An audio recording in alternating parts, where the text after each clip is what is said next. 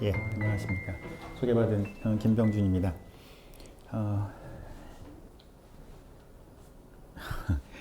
소개를 아주 잘하시네요. 예. 생각보다. 자, 오늘 뭐 거두절미하고 얘기 시작하겠습니다. 오늘 사실 여러분들에게 얘기할 주제는 사마천의 사기입니다. 이게 맨 오른쪽 위에 지혜 향연, 왼쪽 게 사라졌네요. 잘 알다시피 여기 지금 우리 지금 플라톤 아카데미에 있는 장학생 여러분들이 지금 한 학기 동안 함께 하고 있는 그 활동들은 기본적으로 동양 고전에 대한 얘기 아니겠습니까? 예. 그 중에 하나인 사기라고 하는 책을 주제로 해서 제가 여러분들에게 얘기하는 시간입니다. 예, 그런데 그 사마천 사기를 제목으로 뽑질 않고 사실 조금 더 거창하게 뽑았습니다. What is history라고 뽑았어요. 역사란 무엇인가 굉장히 거창한 얘기고요. 좀 뜬금없기도 하고 과연 어떻게 된 얘기일까 뭐 이렇게 생각하실 수도 있을지 모르겠습니다. 제가 오늘 하고자 하는 얘기는 굉장히 간단합니다. 사마천의 사기라고 하는 책은 역사서다. 역사책, 역사서다. 그리고 그 역사서를 지은 사마천은 그 사기 안에 아주 치열하고 아주 복잡한 그런 어떤 자기의 역사에 대한 생각을 담은 책이다. 이 얘기입니다. 왜 이렇게 얘기를 시작을 하냐면 지금 뭐 그 대학뿐만 아니라 일반인들에게 알려져 있는 사기가 약간 왜곡이 돼 있고 오해가 있지 않은가 하는 생각에서 이런 생각을 해봤어요. 저희 중국 고대사를 연구하는 연구자들 사이에 이 사기라고 하는 책은 분명히 역사서인데요. 깊은 어떤 역사적 통찰, 어떤 사관 이런 것들이 모여서 그것에 의해서 만들어진 그런 역사서라기보다는 그저 예전에 옛날에 있었던 이야기들이 그냥 적혀 있는 책. 좀 말을 바꾸자면 옛날에 관련된 사료들이 그냥 묶여 있는 책. 이렇게들 이해를 하고 또 그렇게 사용을 해 왔습니다. 많은 이제 연구자들은 그래서 사기에 있는 많은 내용들을 끄집어다가 이걸 가지고 사료로 이용하죠. 마치 우리 삼국사기나 삼국유사를 이용한 것과 동일하다고 생각하면 되겠습니다. 그 안에 있는 내용을 꺼내서 당시에 뭐 예를 들어서 신라나 고구려 백제에서 어떤 일이 일어났는지 하는 것을 이해하는 데 필요한 도구로서 사용을 하는 경우가 많죠. 그 사료들이 다 묶여져서 만들어진 역사책 전체에 대한 생각이기보다는 그냥 그 안에 담겨 있는 사료 더미 이런 정도로만 우리가 바라보고 또 이해를 해온 것 같습니다. 일반인들의 경우에는 좀 더 심합니다. 사실 이거 사기 굉장히 유명합니다. 그렇죠?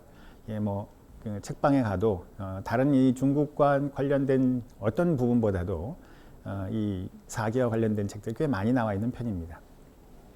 근데 그런 일반인들에게 사기란 어떻게 알려져 있냐면 재미난 이야기가 적혀 있는 이야기 모음집 이 정도 의미가 아닐까 싶습니다. 사실 우리가 알고 있는 중국 관련한 많은 고사성어들 그런 내용들은 실은 다 사실 이 사기 안에 적혀 있는 그런 에피소드나 고사에서 비롯된 거거든요. 책방에 나와 있는 책들을 좀 들여다보면 이 사기는 그냥 단지 또 이야기 모음집에서 넘어서서 이런 옛날 아주 다양한 군상들을 속에서 어떤 교훈을 얻어낼 수 있을까? 또 어떤 사람들이 어떻게 해야 성공을 할 수 있는가? 뭐 예를 들어서 뭐 성공학 비결을 갖다가 사기에서 찾는다 이런 식의 얘기가 되고 맙니다. 연구자들에게는 사료 모음집, 일반인들에게는 그냥 단순한 재미난 이야기의 모음집으로 알려져 있는 이 사기. 그러나 사기는 아주 한마디로 아까 처음 얘기한 것처럼 역사책입니다. 어떤 사마천이라고 하는 사람이 깊은 역사적 통찰 위에서 수많은 역사적 사실들을 묶어서 하나의 일관된 입장으로 풀어낸 대단한 작품이라고 해야 합니다. 사마천은 이 사기란 책 속에 정말 역사란 무엇이며 무엇을 어떻게 써야 하는지에 대한 아주 깊은 고민이 담겨져 있는 책이죠. 우리가 보통 역사란 무엇인가, 역사에 대한 그 근본적인 통찰 이런 것들이 있다고 생각하는 그런 책으로 서양의 투키티데스, 뭐 랑케, 콜링우드, 뭐 EH카, 그다음에 최근에 뭐 각종 화이트헤드 등 이 포스트 모던 역사가들을 많이 우리가 언급을 합니다. 역사 철학, 역사에 대한 깊은 통찰을 이야기할 때 저 아주 옛날에 헤로도투스나 투키디데스부터 시작을 해서 지금의 포스트 모던 이르기까지 많은 얘기를 합니다만 그 어디에도 사실 동양의 역사학자들이나 역사가 이름이 오르진 않아요.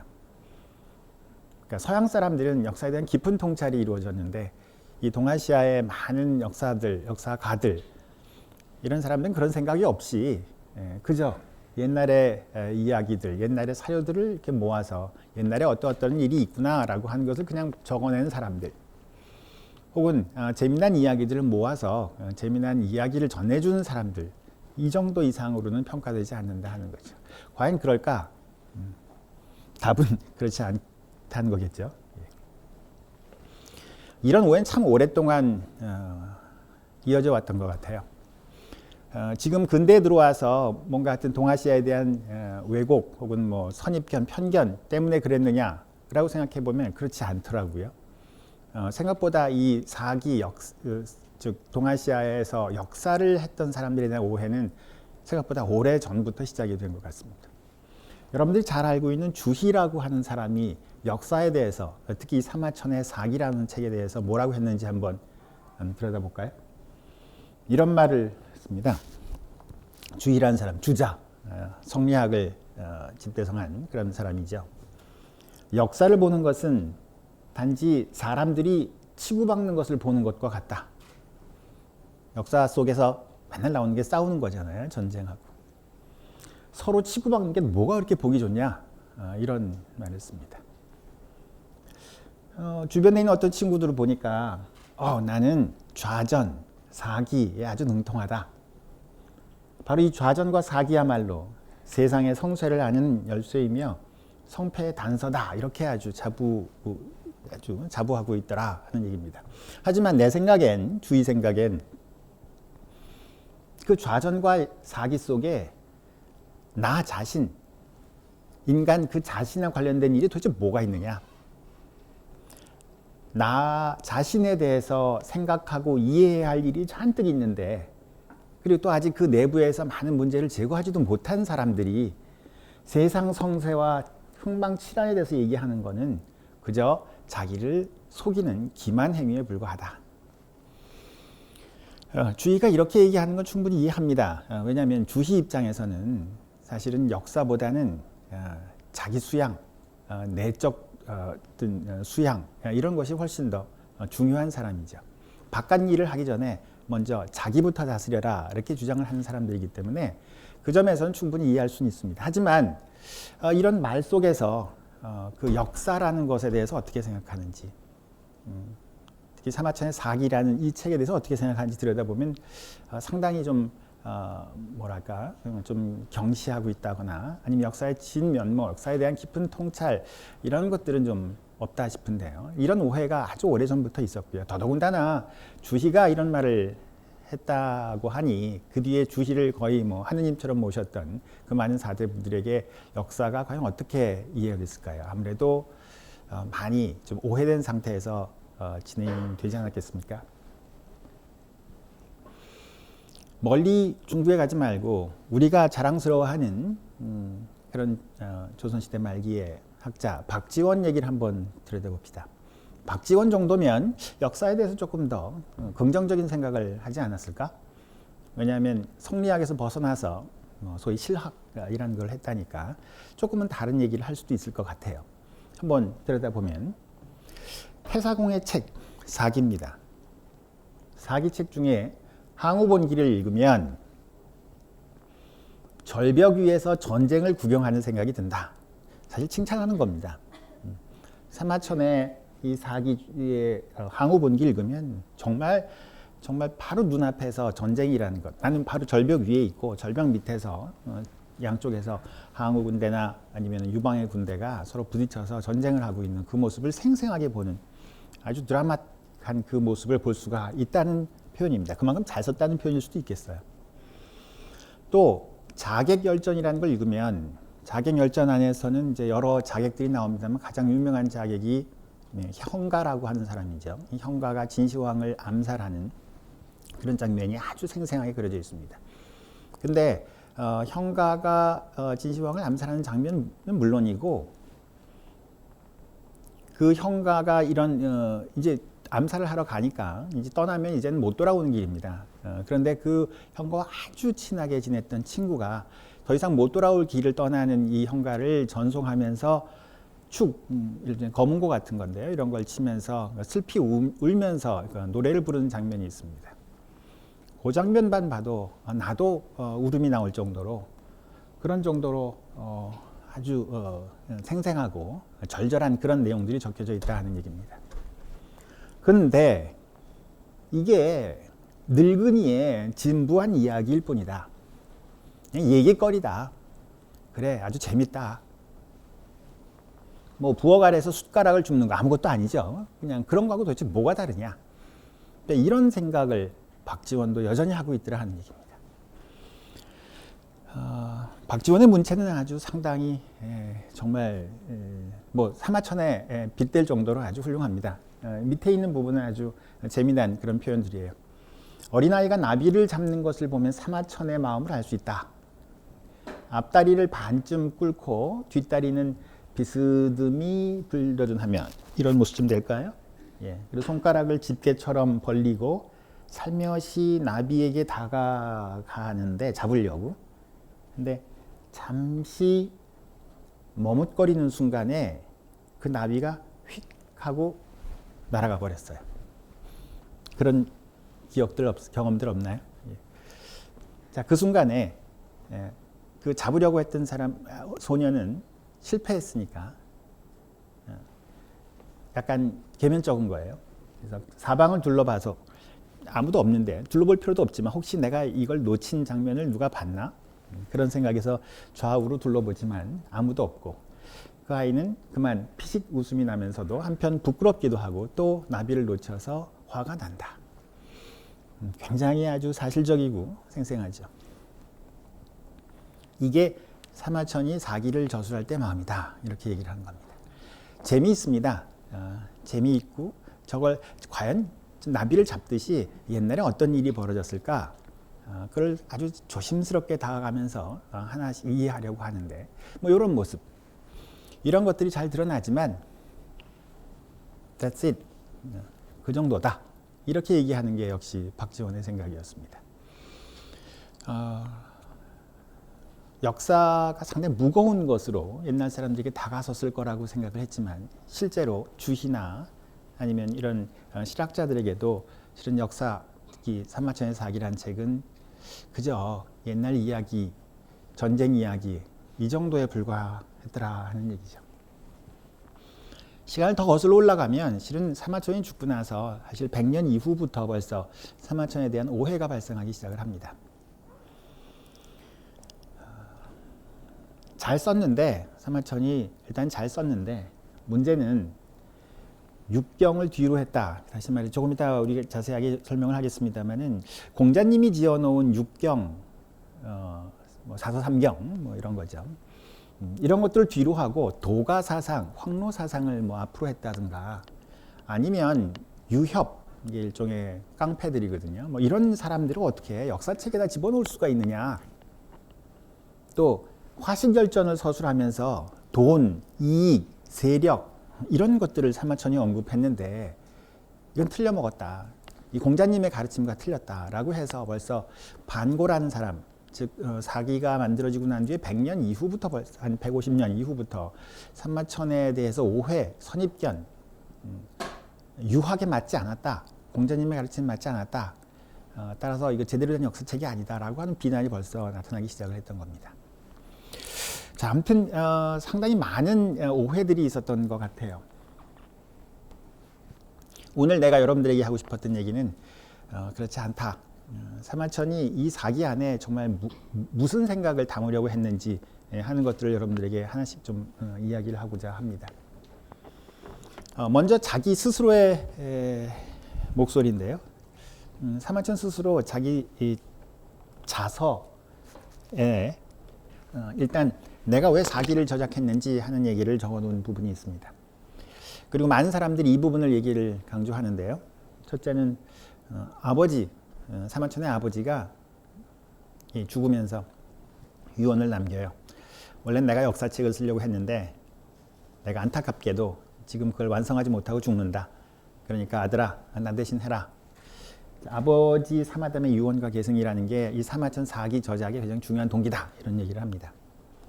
또 아버지가 죽으면서 내가 하려고도 했지만 사실은 우리 집안이 아주 옛날 대대로 사실 역사에 대해서 그런 관심을 갖고 있는 사람 집안이기 때문에 너 그거 해라. 또 춘추라는 책을 계승한다. 뭐 이런 얘기들을 쭉 이제 아버지가 죽으면서 하는데요. 이런 게 굉장히 중요한 저작 동기가 됐다. 얘기를 합니다. 틀린 얘기들이 아니라 다 맞는 얘기인데요. 근데 이런 얘기들은 이 안에서 사마천이 정말 역사에 대해서 깊은 고민을 했다거나 치열하게 고민을 했다는 느낌이 묻어나질 않아요. 마치 아버지가 하라고 했으니까 했다. 우리 집안이 원래 그런 집안이니까 했다. 공자가 죽은 지 500년이 됐으니까 이제 춘추를 지은 공자가 죽은 지 500년이 됐으니까 이젠 다시 한번 쓸 때가 됐다. 자, 이른바 좀 외부적인 어떤 그 자극에 의해서 아니면 뭐 기회에 의해서 만들어졌다 이렇게 생각을 하게 되죠. 더더군다나 이 사람들 입에 자주 오르내리는 건 맨 아래 것, 이릉의 화라고 하는 또 얘기, 아주 재미난 얘기거리예요. 즉 아버지 이 유언을 받아서 그래서 이 사기를 이제 자기가 역사서를 쓰려고 했는데 근데 마침 뜻하지 않게 엉뚱한 재난을 만나게 되죠. 당시 한무제라고 하는 황제가 다스리고 있었을 때인데 그 한무제가 흉노하고 전쟁을 이제 하고 있었죠. 그럴 때 어떤 젊은 이릉이라고 하는 장군이 흉노와 전쟁을 하게 되고요. 근데 어찌어찌 해서 사실은 이릉이라는 사람이 결국은 처음에는 잘 싸웠지만 나중에 패전을 하게 됩니다. 그리고 결국은 흉노에게 항복해버리고 마는 그런 사건이 발생하는데 그때 그냥 사마천이라는 사람이 입 다물고 가만히 있으면 되는데 이 사마천이라는 사람이 이게 뭐 원래 이 지식인들이 좀 가끔 그러기도 하죠. 이 하고 싶은 말을 참지를 못해요. 예. 자, 한마디 합니다. 저 이릉이라고 하는 젊은 장군이 사실 지금 황제께서 보시다시피 전쟁에서 진 건 사실입니다.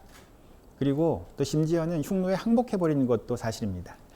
이런 경우 문제를 아주 잘못했기 때문에 중한 벌로 다스려야 하는 것은 맞습니다. 그 점을 내가 반대하는 건 아닌데 그런데 제가 가만히 앞뒤 사정을 잘 들여다봤더니 이릉만 잘못한 게 아니라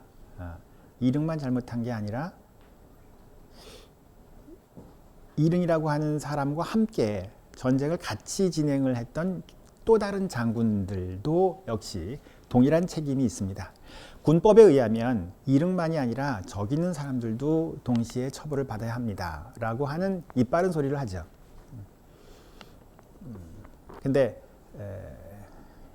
괜히 했어요. 왜냐하면 그렇게 얘기를 했던 그 사람, 즉 이릉만이 아니라 저 사람도 문제예요 라고 했던 그 사람이 바로 한무제가 아주 아끼는 그런 장군이었던 거예요.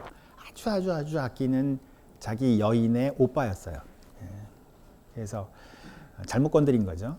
그래서 어찌어찌 해서 이 빠른 소리 제대로 된 얘기를 했습니다만 결국은 이 사마천이라는 사람은 결국 사형에 처해지게 되고 겨우 사형을 면하고 받은 그 처벌이 궁형이라고 하는 심한 형벌을 받게 됐던 겁니다. 하필이면 또 받았던 형벌이 궁형이라서 사람들이 아주 좋아합니다. 궁형이 뭐지? 이러면서. 궁형이라는 건 너무너무 치욕스러운 형벌이었습니다. 사마천 스스로도 자기 친구에게 보낸 편지에서 내가 궁형을 받았다는 생각만 하면 지금 당장이라도 칼을 꺼내서 나 스스로 자결하고 싶다 그런 생각이 들 정도라는 겁니다. 지금도 뭐 우리가 궁형이라든지 이런 것들을 상상하기가 어렵습니다만 2000년 전에 당시 상황으로서는 이 세상에 있을 수도 없는 특히 이 사대부로서 궁형을 받았다는 사실은 세상에 존립해서는 안 되는 당장 목숨을 끊어야 하는 더더군다나 조상 부모님, 조상들 볼 면목이 없는 그런 것들이었습니다. 그래서 당장 죽고 싶으나 그러나 아버님이 부탁을 했던 저 유언으로 남겨놓은 저 사기라고 하는 역사책을 써야 하기 때문에 내가 죽지 못했다. 뭐 이제 이런 얘기죠. 그게 이제 사람들이 입에 오르는 바로 저 이릉의 화라는 얘기입니다. 궁형을 받은 사마천 얼마나 억울했을까. 아마 머릿속 깊숙이 바로 이 억울한 감정이 그냥 잔뜩 있었을 거고 아마 이 억울한 감정이 그 사마천의 사기 속에 뭔가 울분으로서 그 안에 표현이 됐을 것이다. 이런 얘기를 합니다. 따라서 사마천의 사기 하면 역사책이라기보다는 그것보다는 일반인들에게는 오히려 사마천의 울분, 억울함과 울분이 가득 담겨 있는 책. 그거를 역사라는 걸 통해서 좀 드러내 보려는 그런 책으로만 자꾸 읽히게 됩니다. 예를 들어서 한 무제라고 하는 사람에 대해서 즉 현재 자기가 살고 있는 세상의 문제점을 지적을 하면 아 이거는 아마 한 무제를 미워해서 그런 걸 거야. 뭐 예컨대 어떤 그 나쁜 방법으로 뭐 돈을 버는 사람들에 대해서 비난을 하고 있으면 아 그건 사마천이 돈이 없어서 그런 걸 거야. 뭐 이런 식이죠. 자 얘기는요 좀 길어졌습니다만 사마천의 사기, 사마천이라는 사람이 지은 사기도 본격적인 그 역사가로서의 어떤 고민과 생각이 담긴 그런 책이라기보다는 사마천의 인생도 재미난 인생이고 또 그렇게 해서 만들어진 것도 모두 다 사실 우연의 산물로 이렇게 자꾸 생각을 하는 경향이 많았습니다. 하지만 사마천은 자기 책 속에 맨 마지막 태사공 자서라고 하는 부분에서 명확하게 나는 이러이러한 이유 때문에 썼다라고 동기를 분명히 밝히고 있습니다. 하늘과 인간의 관계를 규명하고 고금의 변화를 관통하고 스스로 독자적인 입론의 체계를 세우기 위해서 썼다. 자 이렇게 적혀 있습니다. 자 그러니까 제가 방금 앞 슬라이드에서 본 것처럼 이렇게 외부적이고 우연한 그리고 정말 단순한 어떤 흥미로서 사기가 만들어진 것이 아니라 사마천 스스로가 얘기했듯이 이러한 좀 깊은 동기에 의해서 이것이 만들어졌다고 제가 얘기를 하는 겁니다. 하지만 제가 여기 서서 여러분들의 얼굴 보면 이게 뭔데? 자, 이런 얼굴들이죠. 내가 봐도 이게 도대체 무슨 소리인지 잘 모르겠습니다. 말들이 너무 거창해요. 하늘과 인간의 관계를 규명한다. 뭐 하자는 얘기인지 잘 모르겠고요. 고금의 변화를 관통한다. 저건 역사를 하는 건가 보다 하는 생각은 얼핏 듭니다. 밑에 독자적인 입론의 체계를 세우기 위해 근데 저게 그러면 사마천의 깊은 역사관이랄까 아니면 깊은 어떤 통찰의 결과물이라고 할 수 있을까라고 생각하기에는 아직은 여러분들이나 나나 조금 미흡합니다. 자, 이런 사마천의 좀 이 생각, 이 말 속에 사실은 깊은 얘기가 담겨 있는 건데 이 말이 잘 안 드러나니까요. 이것들이 조금 더 잘 드러나 있는 그런 사마천 스스로의 목소리를 한번 찾아가 보겠습니다. 방금 전에 얘기했던 그 태사공의 저작 동기, 세 가지 그 조작 동기가 적혀져 있는 곳은 어디냐면 맨 마지막 태사공 자서라고 하는 곳입니다. 사기가 130권으로 구성이 되어 있는데요. 그 맨 마지막 권에 바로 태사공 자서라는 자기 자서전이 적혀져 있는데요. 그 자서전에서 사기의 저술 동기는 다음과 같았다라고 아까 얘기했던 겁니다. 근데 무슨 소리인지 잘 모르겠어요. 좀 더 자세히 들여다보기 위해서 어디 다른 곳에서 혹시 사마천의 목소리가 드러나진 않을까 하고 찾아보는데요. 아마 곳곳에 붙어 있을 겁니다. 하지만 그 중에 아마 제일 잘 나타나는 곳은 아까 태사공자가 맨 마지막이었으니까 반대로 맨 앞에 있을 가능성이 크지 않겠습니까? 여러분들이 글을 쓰거나 남의 글을 읽을 때 어떤 사람의 자기의 생각의 맨 마지막 부분에, 즉 결론 부분에 자기 생각이 많이 들어가 있는가 하면 또 한편으로는 맨 앞부분, 즉 머릿말 부분에 내가 이러이러한 문제의식에서 이거를 쓰기 시작을 했다라는 문제의식이 잘 드러나기 마련입니다. 자, 그렇다면 우리는 그 부분으로 들어가서 사마천이 혹시 무슨 소리를 하고 있는지 한번 들여다볼 필요가 있는 거죠. 사기가 총 130권이라고 했는데 130권 중에 열전이라고 하는 파트는 총 70권인데요. 70권의 맨 마지막이 아까 태사공자서였는데 70권 열전 중에 맨 첫 번째 열전이 뭐냐면 백이열전이라고 하는 겁니다. 별도로 서론, 뭐 문제의식 이런 편이 마련되어 있지는 않아요. 그냥 백의열전으로부터 시작합니다. 백의열전이란 얘기는 백이라고 하는 사람을 대상으로 한 열전이죠. 따라서 이 안에 특별한 얘기가 없을 것 같은데, 그런데 이 백의열전을 펴보면 예상했던 것처럼 사마천의 깊은 목소리가 담겨져 있습니다. 백의라고 하는 백의열전이라는 이름을 담아놨는데도 실은 백의에 관련돼서는 요만큼밖에 없고, 실은 백의를 소재로 해서 자기가 왜 이 사기를 쓰려고 했는지에 대한 얘기가 아주 깊이 서술되어 있습니다. 짧아요. 그래서 그 백의열전 전체를 다시 한번 여러분들과 하나씩 한번 들여다보도록 하겠습니다. 총 4단락으로 구성이 되어 있는데, 우선 첫 번째 단락의 얘기부터 시작하겠습니다. 첫 번째 시작, 즉 이른바 전체 열전의 맨 앞인데 시작이 좀 뜬금없습니다. 뭐라고 시작하냐면 세상에 참 책이 많은데 이거 어떡하지? 세상에 책이 많을 때는 도대체 어떤 걸 믿어야 되지? 라고 묻습니다. 그때 답을 세상에 책이 아무리 많아도, 정보가 아무리 많이 넘쳐 흘러도 그 중에 가장 믿을 만한 것은 역시 육경이야. 소위 공자가 잘 정리하고 지었다고 하는 육경, 시서, 예학, 춘추, 이런 그 6개의 경전이 가장 믿을만하다. 사마천뿐만이 아니라 사마천 시대에 살고 있었던 많은 사람들은 여러 가지 얘기가 있지만 바로 육경에 적혀 있는 것들이 가장 확실하다라고 믿었습니다. 지금 우리 21세기에 살고 있는 사람들은 사서 삼경 안에 들어있는 얘기가 뭐가 그렇게 믿을만 하겠냐 싶었습니다만, 당시 사람들은 이거야말로 믿을만 하다고 믿었습니다. 바보들이라서 그런 게 아니라 정말 여러 학자들이 다른 책들하고 비교를 해보니 그래도 가장 신뢰성이 있다라고 판단했던 겁니다. 그래서 일단 사마천은 그래, 우리 나뿐만이 아니라 지금 우리 지식인들이 모두 다 믿고 있는 육경에 대해 일단 신뢰를 보냅니다. 자, 그러므로 아무리 오래전 신빙성을 파탄한다. 그러므로 지금 우리가 지금 살고 있는 내 시대가 아니라 지금 내가 살고 있는 시대로부터 몇 천 년 이전에, 1000년 이전의 일에 올라가더라도 그 시대라 하더라도 역시 믿을 만한 거는 육경일 수밖에 없지 않겠느냐. 자, 육경에는 시경, 서경이 있습니다. 근데 시경, 그래서 그렇게 믿을 만한 시경, 서경을 한번 따라 보니까 옛날에 이런 얘기가 적혀 있더라 하고 한 가지 사건을 소개를 합니다. 무슨 얘기냐면 요임금이 순임금에게 선양을 하는 것, 자기의 왕위를 자기 아들에게 넘기지 않고 세상에서 가장 훌륭하다고 생각하는 사람인 순에게 자기의 왕위를 넘겨주는 행위, 이게 이제 선양이죠. 마찬가지로 순임금은 역시 자기 아들에게 자기의 왕위, 제위를 넘기는 게 아니라 그 세상에서 가장 훌륭하다고 또 알려져 있었던 우임금에게 제위를 넘깁니다. 그 사건이 적혀 있는데요. 어떻게 적혀 있냐면 이렇게 적혀 있답니다. 그 믿을 만한 시경, 서경을 들여다봤더니 이렇게 적혀 있습니다. 요임금이 제위를 물러나 순에게 양위할 때, 또 순임금이 다시 우임금에게 양위를 할 때 어떤 일이 벌어졌냐면은 주변에 있는 많은 신하들이, 제후들이 순임금 정말 훌륭합니다 라고 추천을 했다는 겁니다.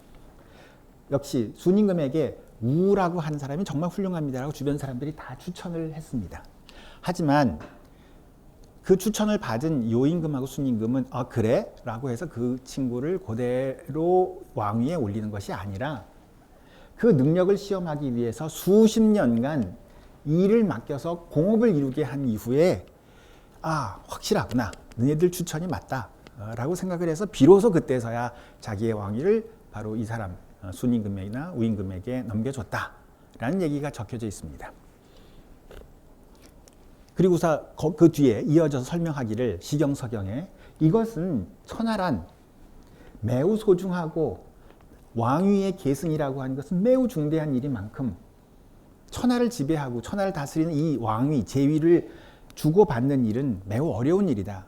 따라서 누가 추천한다고 해서 그만 주는 게 아니라 그렇기 때문에 요임금하고 순임금은 추천받은 이후에 수십 년간 이런 얘기를 충분히 시험을 하고 난 다음에 했다라고 적혀져 있는 겁니다. 시경서경에.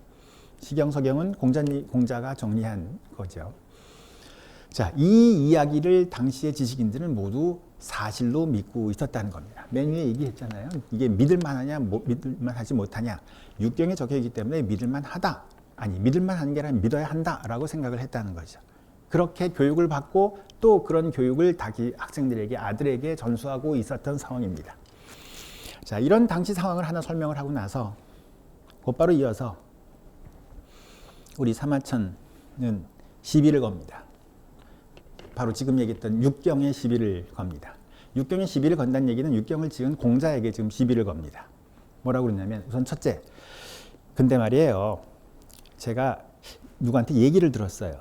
뭐라고 들었냐면, 요임금이 순임금에게 왕위를 주려고 한 게 아니라 허유라는 사람에게 넘겨주려고 했다는데요. 그런 얘기를 들었다는 겁니다. 이건 뭐죠? 라고 묻는 거죠. 더더군다나 허유는 이 선하가 소중하다고 했는데 이 천하를 받을 생각을 안 하고 이걸 받지 않고 내가 그 소리를 들었다는 소식을 부끄럽게 여기서 도망쳐 숨어버렸다고 합니다. 그런 얘기를 들었다는 거예요. 그 다음에 이어서 하나라 때에는, 즉 순임금이 우임금에게 넘겨줄 때에는 우임금에게 넘겨준 게 아니라 그때 변수나 무광이라는 사람들에게 넘겨주려고 했다. 이건 뭐예요? 라고 묻는 겁니다. 육경에 안 적혀 있는 거예요. 아까 모든 일은 육경에 있는 건 믿으라고 했는데 육경에 없는데 이건 어떻게 된 일이죠? 라고 시작을 합니다. 첫 번째 시비인데요. 내가 들었는데 그런 거 이상한 얘기를 하나 들었습니다. 라고. 자, 이어서는 두 번째는 자기 아버지, 사마천의 아버지 사마담이 자기한테 이런 얘기를 했답니다. 내가 어디를 가서 산에 올라갔더니 거기에 기산에 올라갔더니 허유의 무덤이 있더라. 라고 아버지가 직접 얘기도 했다는 얘기입니다. 허유라는 사람이 가짜 인물이 아니라 실제로 아버지가 직접 가서 올라가 봤더니 있더라 하는 얘기입니다. 앞에 얘기는 들어서 누가 그러던데요 라고 들었던 거고요. 밑에 건 아버지가 직접 보았던 겁니다. 누구에게 듣고 본 걸 보니까 공자님 얘기 틀렸어요 라고 얘기를 하고 있는 거예요. 지금 이 사기란 책을 펴자마자 지금 이런 얘기가 시작하는 거죠. 그러면서 이제 정리를 합니다. 일단락 정리를 보니 이렇게 합니다.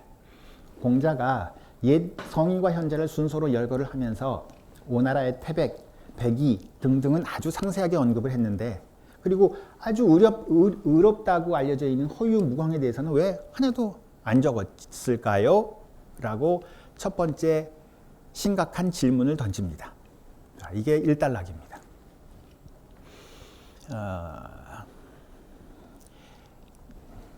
이 사마천이라는 사람 생각보다 무시무시한 사람입니다.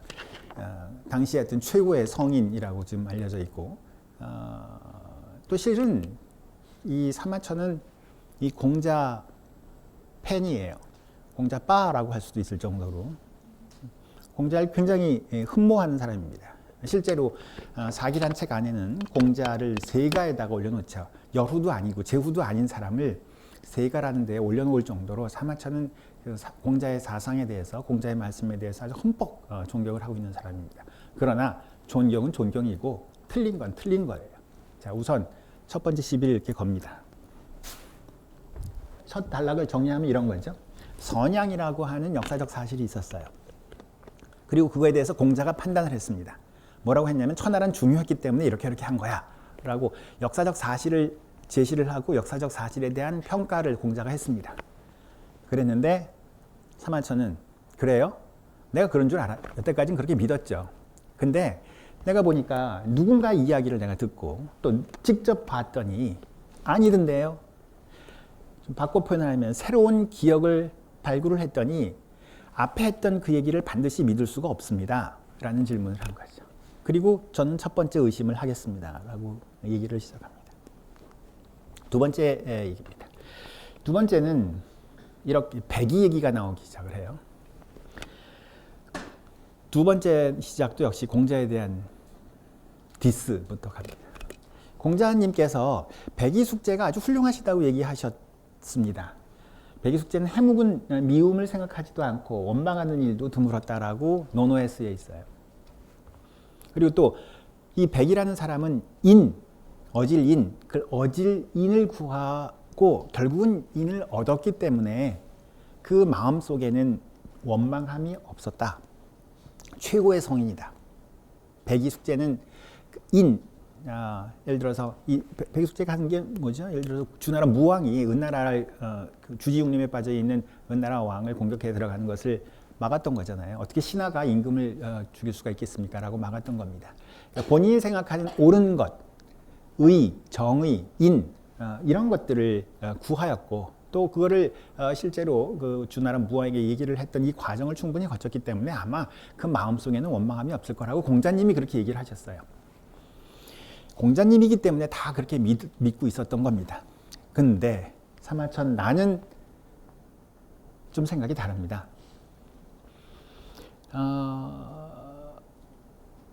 그럴까 하고 고개를 갸웃갸웃거리고 있었는데 내가 기록을 하나 찾았어요.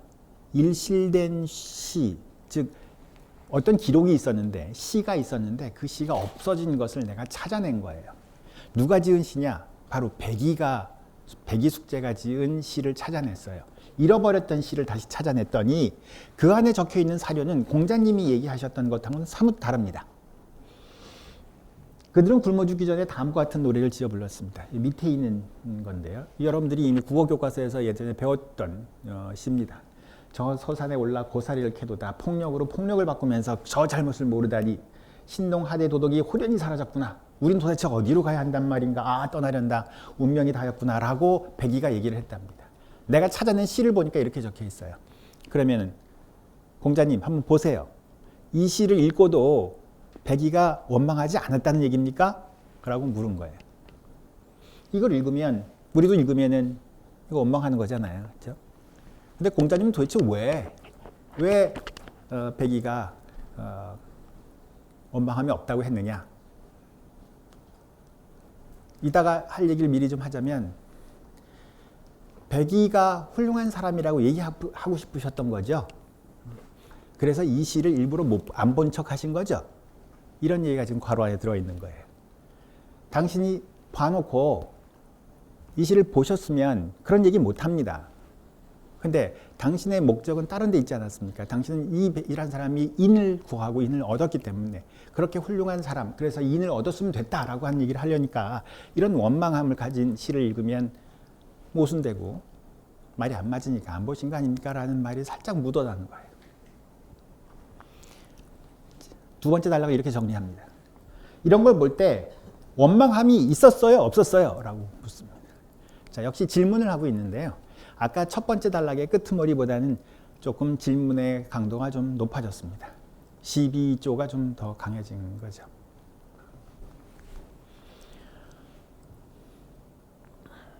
두 번째 단락을 정리하면 이번에는 백이라는 인물에 대한 역사적 인물에 대한 공자님의 판단을 소개를 하고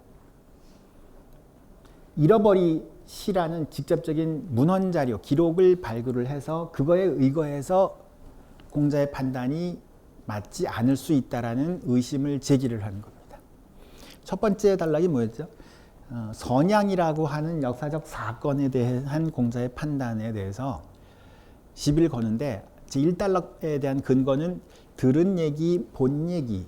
근데 사실 이건 그다지 믿을 만한 얘기는 못 돼. 누가 카더라 하고 뭐 예를 들어서 그 아버지가 기산에 올라서 허유의 무덤을 보았다고 한들 그게 아주 적극적인 증거가 되지는 않잖아요. 반면에 두 번째 이 단락에서 나오는 저 잃어버린 시, 저거는 그 사람이 지었다고 하는 분명한 기록이에요. 자, 이제는 더 이상 할 말 없습니다, 당신. 뭐 이런 정도의 의미죠. 자, 이번엔 세 번째 단락입니다. 세 번째는 얘기가 좀 더 커집니다. 어떤 사람이 말하기를 이렇게 얘기합니다. 천도는 특별히 친한 자가 없으면 항상 선인, 착한 사람과 함께한다. 다시 말해서 하늘은 착한 사람 편이다. 여러분들도 다 듣고 사는 얘기잖아요. 아주 옛날에도 그런 얘기를 했나 봅니다. 세상은 다 착한 사람 편이야. 그러니까 착하게 살아. 그렇게 다들 얘기하지요. 정확하면 이건 공자 얘기는 아닙니다. 이건 노자에 나온 얘기인데요. 아마 공자도 똑같이 얘기를 했겠죠. 공자의 인의예지, 공자의 사상의 저변에는 이게 깔려 있을 것이면 틀림이 없으니까 사실 공자에 대한 비난 얘기이기도 합니다만, 아무튼 사람들이 그 당시에 모두 다 그렇게 믿고 있었던 세상의 진리입니다. 하늘은 착한 사람 편이다. 아까 선양에 대해서는 좀 시비를 걸 수도 있고, 백이라는 사람이 원망을 했냐 안 했냐는 거는 시비를 걸 수 있을지 모르겠는데, 이거는 시비를 못 걸 것 같은데 아니죠. 하마터는 자 보십시오 합니다. 자 그러면서 하나씩 증거를 대는데, 첫 번째는 백이숙제, 지금 얘기가 되고 있는 백이열전의 백이숙제 같은 사람, 착한 사람이잖아요. 근데 이렇게 착하고 인을 쌓고 깨끗한 행동을 했는데 굶어 죽었지 않습니까? 수양산에 가서. 착한 사람의 예 1번. 두 번째, 착한 사람의 예 2번. 공자의 제자가 70명이, 주요 제자가 70명이 있는데 그 70명 중에서 공자가 제일 아꼈던 제자는 안회라는 사람입니다.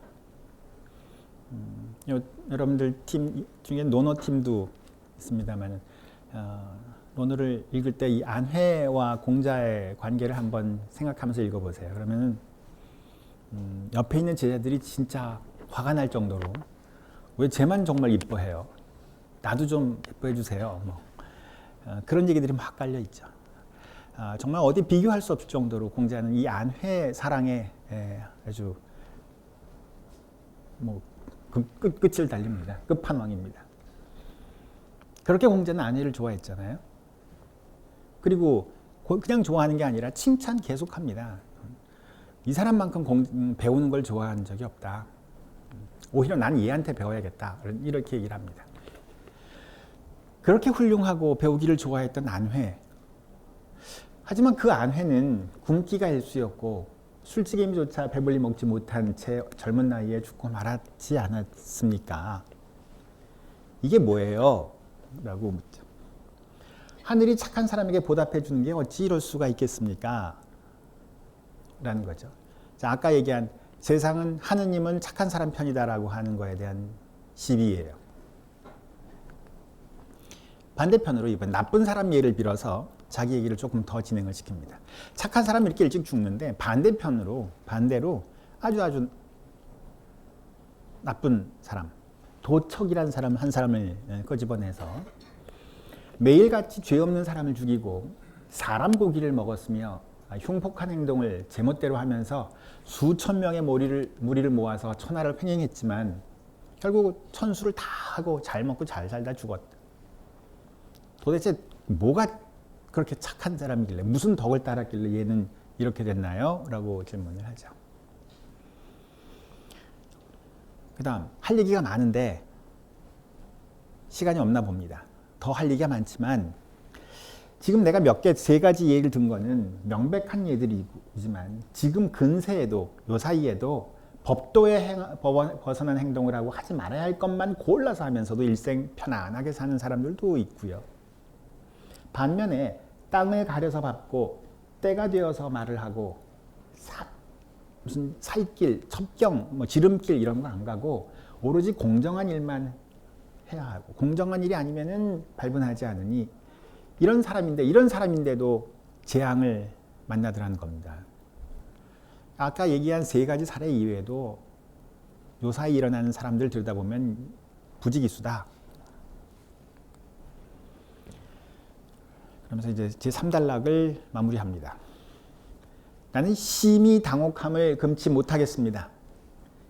도대체 천도라는 것은 옳은 겁니까? 그른 겁니까? 묻습니다.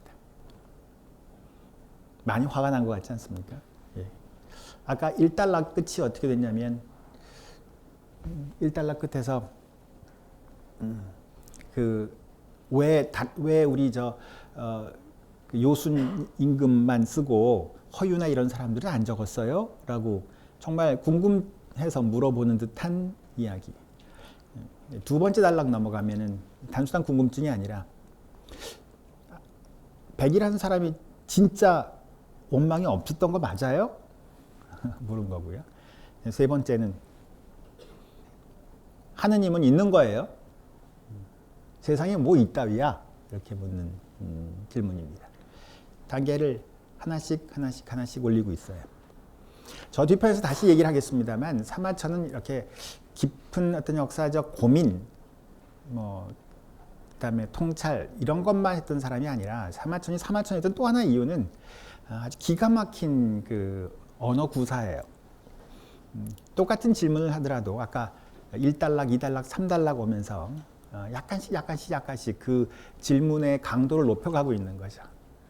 그러면 사람들이 내 얘기를 따라올 수 있도록 이렇게 이야기를 끌고 가는 이야기, 플롯 이런 구조를 아주 기가 막히게 쓰고 있는 사람인데요. 자, 이렇게 얘기를 합니다. 1단락, 2단락, 3단락을 거치면서 몹시 이 세상 전반에 대한 회의를 하고 있습니다. 세 번째 단락은 바로 아까 역사적 사건도 아니고 역사적 인물도 아니고 그보다 훨씬 더 큰 문제, 세상을 움직이는 진리가 있다는데 난 그것도 못 믿겠다. 역사적 사례를 통해서 반증을 해봤더니 믿을 게 하나도 없다. 우리들이 너무 당연하다고 생각하고 있는 그 진리, 그 모든 것을 나는 총체적으로 회의한다. 특히 무엇이 옳은지, 무엇이 그른지 이것조차 나는 잘 모르겠다. 이런 질문을 합니다. 그래서 마지막에 천도란 무엇인가? 천도는 정말 옳은 것입니까? 라고 이제 하도 소리를 지르니까 그동안 많은 사람들은 사마천은 천도가 없었다고 생각하는 모양이다. 천도를 부정한 사람인가 보다. 이렇게 주장하는 사람도 있었고 또 어떤 사람은 아니야. 이게 아마 역설이었을 거야. 천도가 있다는 강한 그런 생각을 했을 거야. 뭐 이렇게 서로 얘기를 왔다 갔다 합니다. 한번 좀 들여다보죠. 안 끝났습니다. 3단락 끝나고 마지막 단락 하나 남습니다. 기승전결. 우리 뭐 시조를 쓰거나 어떤 걸 볼 때 기승전까지 쫙 올라갔다가 결 되면 얘기를 마무리해야 되죠. 이렇게 막 흥분했던 사마천이 4단락에 들어가면서 곧바로 아주 냉정해집니다. 처음에 어떻게 갑자기 하느님은 있는 거야? 라고 묻더니 곧바로 공자님께서 말씀하셨습니다. 여태까지 공자한테 그렇게 디스를 해놓고는 다시 공자님께서 말씀하시기를 공자님이 도가 같지 않으면 서로 함께 도모하지 않는다고 하셨습니다. 그러니까 내가 좋은 거 해라. 또 공자님 또 잠깐 줄였습니다만 내가 돈을 벌고 싶지만 어차피 나는 돈 못 버는 사람이니까 내가 좋아하는 거는 하겠다. 이렇게 얘기하셨습니다. 또 이어서 곧바로 추운 계절이 돼서야 소나무하고 측백나무의 잎이 늦게 시드는 것을 안다. 즉 세상이 혼탁한 연후에야 비로소 청사, 훌륭한 사대부, 훌륭한 지식인, 훌륭한 사람이 어떤 사람인지 안다. 지금은 그런 때가 아니다. 지금은 세상이 혼탁해서 화가 날 법도 하지만 기다려라. 이 얘기를 조금 내가 다른 시간에도 얘기를 했습니다만 좀 더 알기 쉽게 얘기를 하자면 요즘 주변에서 늘 일어나는 일이에요. 회사원이 예를 들어서 아침 월요일 날 출근을 했는데 월요일 아침부터 시작해서 금요일까지 계속해서 상사한테 깨집니다. 이걸 보고서라고 써왔어. 직원은 잘못했습니다. 근데 집에 와서 신문을 보거나 아니면 인터넷을 봤더니 나는 열심히 살았는데 이렇게 맨날 깨지는데 형편없는 놈들, 사기꾼들, 저기 뭐 정치인부터 시작해서 여러 곳에서 있는 모습들 보니까 전부 다 나쁜 놈들인데 뭐 도처까지는 안 갈지 모르겠지만 다 나쁜 놈들인데 떵떵거리면서 잘만 산다 이거예요. 세상에 뭐 이런 게 다 있어. 금요일 날 저녁 때 옆에 있는 회사 동료하고 가다 대포집에 들려서 서로 얘기를 하다가 뭐 이런 게 다 있어. 막 먹다가 책상을 꽝 치는 겁니다. 도대체 하느님이 있으면 도대체 이런 게 말이나 돼? 하느님이 어디 있는 거야? 하느님이 있으면은 나오라 그래. 혹시 그렇게 소리를 지르는 장면이 나한테 연상이 됩니다. 아까 세 번째 단락 마지막에 하느님은 있는 거야 라고 내뱉었던 사마천의 모습과 똑같은 상황을 한번 생각해 볼 수 있어요. 근데 그때 책상을 쳤던 그 회사원은 이제 집에 가야죠. 예, 집에 가서 하루 쉬고 일요일 날 아침에 부인하고 같이 교회를 갑니다. 교회 갔더니 목사님이 마이크를 쥐고 얘기를 한다는 거죠. 여러분들 일주일 동안 힘드셨죠? 예. 세상 그지 같죠? 네, 그렇게 얘기합니다. 다 이해합니다. 근데요, 참으세요. 하느님이 다 보고 계십니다. 지금 여러분들이 그러셔도 천당에 가면, 추운 계절인 지금 모르지만 천당에 가면 하느님이 다 보답해 주실 거예요. 천당에 올라가면 누가 잘했는지 누가 못했는지 다 알 수 있을 거예요. 그러니까 착하게 사세요 라고 얘기를 합니다. 다른 사람들 신경 쓰지 말고 착하다고 생각하면 그냥 당신 내가 좋아하는 것 그대로 밀고 나가십시오 라고 얘기를 합니다. 그러면 어떻게 하죠? 아마 그 회사원은 네, 그럴 거예요. 네, 알겠습니다. 그러면서 마음의 평화를 얻죠. 아, 맞아. 목사님이 말씀하신 것처럼 나는 나중에 아마 보답을 받을 거야.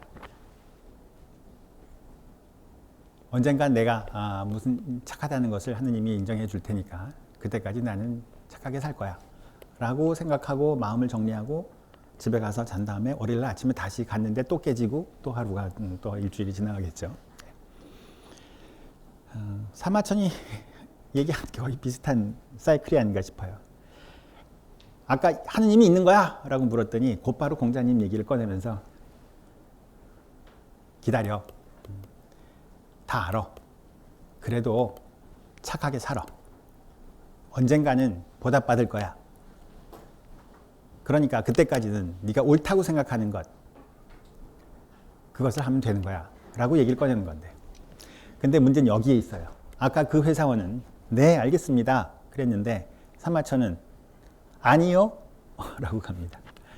목사님이 그렇게 얘기했는데 나는 싫어요. 목사님 말씀이 맞는데 맞을지 모르겠죠. 예. 그런데 나는 목사님 말씀대로는 못 살겠어요. 이게 이렇게 얘기했지만, 하지만 지금 세상에 그렇게 목사님 말 듣고 내가 이렇게 참을 정도로 그렇게 간단하지가 않아요, 세상은. 아무리 그래도 이렇게 심할 수가 있습니까? 어떻게 불이 난 자가 그토록 잘 살고 착한 사람은 어쩌면 그토록 불효해야 되느냐. 그 안에 있었던 그 울분, 그거를 참아내지 못하고 얘기를 하는 거예요. 공자님 얘기하셨으면 네 그래야 되는데 공자님 얘기했는데도 아니요 라고 얘기를 하는 거죠. 사실 자기가 쓰는 건데 자기가 이렇게 쓰면서 이런 어떤 이 플롯을 만들어가고 있습니다. 그랬더니 그 다음에 이제 자기가 아니요 그랬으면 자기 얘기가 나와야 되는데 한 번 더 공자님 얘기를 다시 꺼집어 옵니다. 공자님을 꺼집어 와서 아니야. 그러니까 목사님한테 이거 너무한 거 아닙니까? 그랬더니 목사님이 다시 이걸 받아서 알겠어요. 당신 얼마큼 힘든지 내가 알겠습니다. 하지만 기다려 보세요. 라고 이제 얘기를 하시듯이 공자님이 다시 아니라고 하는 그 사마천에 대해서 이렇게 얘기합니다. 지금 현 세상에서는 어떻게 될지 모르겠지만 나중에 죽고 난 다음에 이름이 남는다. 지금 당장 아까 이 앞에 얘기는 살아서야 얘기인데 말이죠. 그랬더니 지금 이 세상이 이렇게 불공평한데 내가 이거 어떻게 참으란 말입니까? 그랬더니 이제 내가 그야말로 네가 이 세상에서 힘들게 그리고 일찌감치 죽을 천수를 굶어 죽을 수 있을지 모르겠지만, 하지만 아까 얘기했던 백이 또 아까 얘기했던 안회 이런 사람들이 이름이 남겨졌다. 그렇게 또 달래는 거예요. 그랬더니 또 사마천이 또 고개를 절레절레 흔들면서 그거는 군자나 그렇게 얘기를 하지만 하지만 사람은 군자만 있는 게 열사는 명성을 위해서 죽을지 모르겠지만 다 사람들이 달라요. 난 이름 안 남겨도 좋아요. 난 이 세상에서 이렇게 불공평해 있는 것은 참을 수 없을 것 같아요. 라고 공자 얘기를 다시 반박을 하는 겁니다. 밑에 얘기도 실은 공자 얘기를 꺼내면서 기다려라.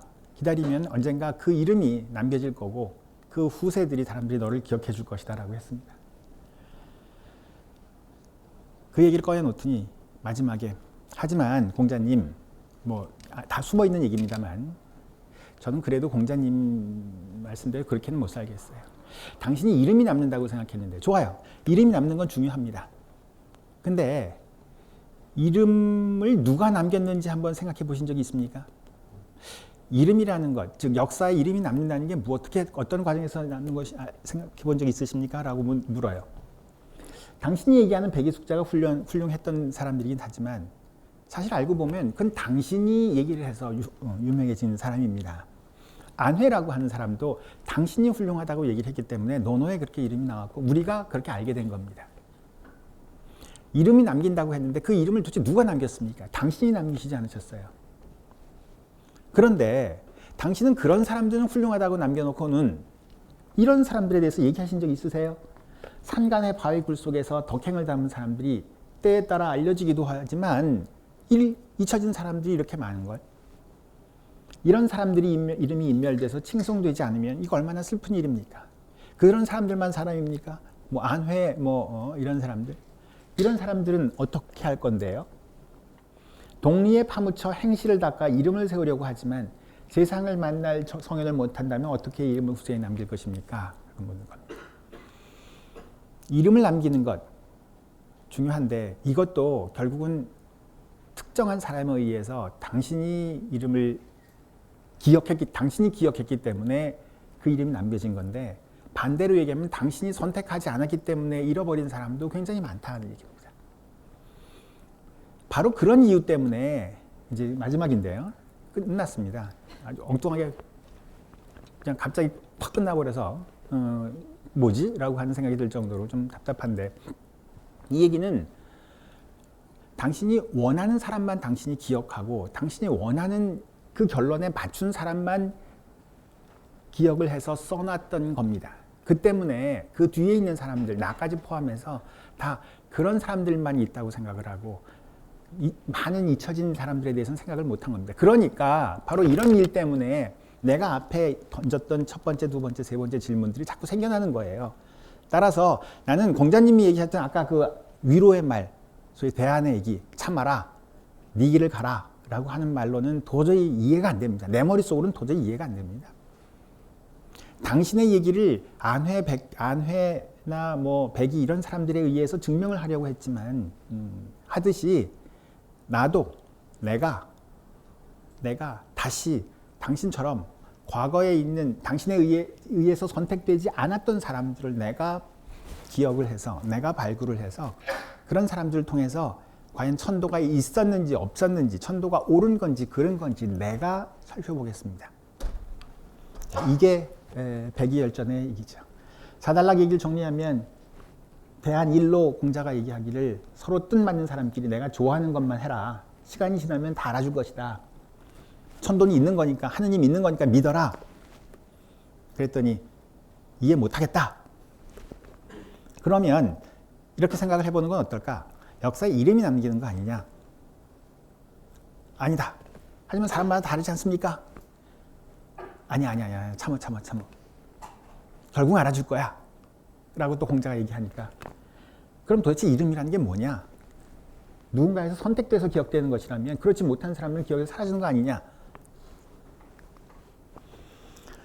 자, 여태까지 했던 이 내용을 이렇게 정리할 수 있습니다. 첫 번째는 내가 알고 있는 역사적 단락에서 역사적 사건 평가에 대한 반성. 두 번째 단락은 내가 알고 있는 역사적 인물 평가에 대한 반성. 세 번째는 내가 알고 있는 근본적 진리에 대한 회의.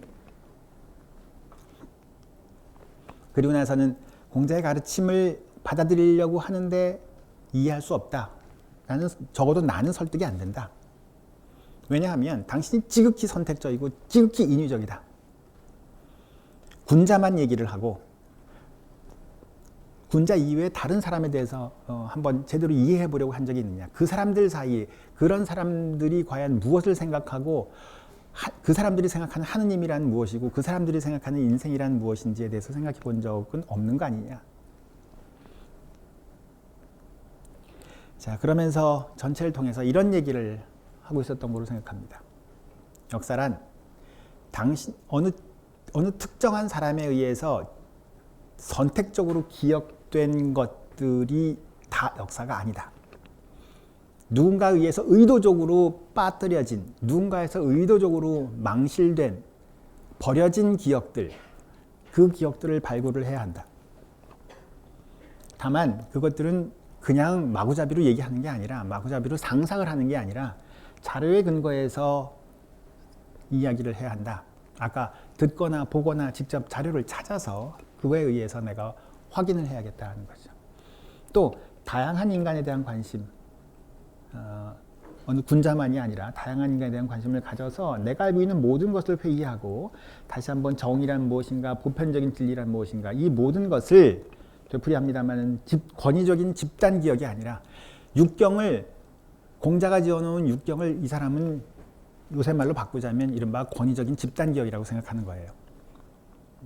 그 말이 틀렸다는 얘기는 안 하죠. 물론 삼만천은 공자가 한 얘기 아마 근본적으로 맞을지도 모르겠습니다. 하지만 그 이외의 나머지 얘기를 그렇게 마음대로 버려서는 곤란하다 하는 게 삼만천의 아주 집요한 생각이에요. 직접 역사가로서 역사를 통해서 과연 역사의 진리란 존재하는 건가 아닌가를 탐구해보고 직접 해봐야겠다, 이런 얘기죠. 그리고 나서 아까 처음에 태성자서에서 했던 그 이야기를 다시 들여다보면 조금은 더 쉬운 말로 이해를 할 수 있을 것 같아요. 하늘과 인간 간의 관계를 구명하기 위해 라고 아까 했는데요. 말이 조금 굉장히 어려운 말이었지만 백이열전을 한번 읽어본 결과는 저 얘기는 결국 천도, 자기가 던졌던 그 얘기, 세상에 천도는 있는 거야, 하느님은 있는 거야, 없는 거야, 인간의 과거, 인간의 역사를 꿰뚫고 있는 그런 진리가 무엇인지를 알기 위해서 복음의 변화를 관통하고 역사라는 인간이 살아온 과거를 직접 내가 고찰함으로써 스스로 독자적인 입론의 체계를 세운다. 성일가지연, 역사로서 내가 이해하려는 역사를 제시하고자 한다, 이런 거죠.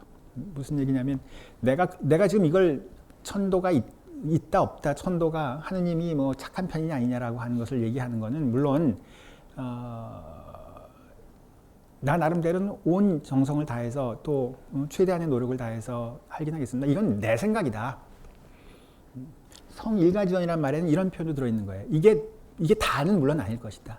이건 내가 생각하는, 공자가 그렇게 생각해서 적어놓은 역사책이 있는가 하면 나 나름대로 내가 발굴을 해서, 잃어버린 기억을 발굴을 해서 내가 역사를 내 나름대로 다시 체계를 세우겠다. 물론 그렇다고 해서 이것이 모든 사람들에게 완전하게 적용되고 다른 사람들은 다 내 말을 들으라는 뜻은 아니다. 내가 생각하는 나 나름대로의 세계를 제시해 주겠다라는 얘기였어요. 이 구천인지제 통복음지변 성일가지연, 굉장히 어려운 말로 들리지만 역사를 관통하고 있는 진리란 무엇일까 하는 것을 내가 공자나 기존에 있었던 어떤 권위에 의해서 특정히 선택된 그런 역사가 아니라 내가 스스로 역사를 들여다보고 기억을 하고 발굴을 해서 내가 스스로 탐구해서 나만의 세계를 만들어 보겠다. 이게 사실은 삼만천의 얘기였던 거죠. 자, 이 백이열전은 사실 기억이라는 말은 나오지는 않습니다. 이걸 내가 지금 바꿔서 여러분들에게 표현했을 뿐인데, 하지만 이 백이열전에는 여전히 깊게 누군가에서 의도적으로 선택된 기억과 기억에 대한 강한 불신, 이것들이 저변에 깔려 있다고 나는 생각을 합니다. 좀 다른 얘기지만 역사에서 기억이란 정말 중요한 개념입니다. 이런 예를 한번 들어볼까요? 이건 사실은 철학에서 종종 나오는 퍼즐인데 역사에 잠시 한번 대입을 해봤습니다. 어떤 어부가 A라는 배하고 B라는 똑같은 배를 샀습니다. 똑같은 배를 샀어요.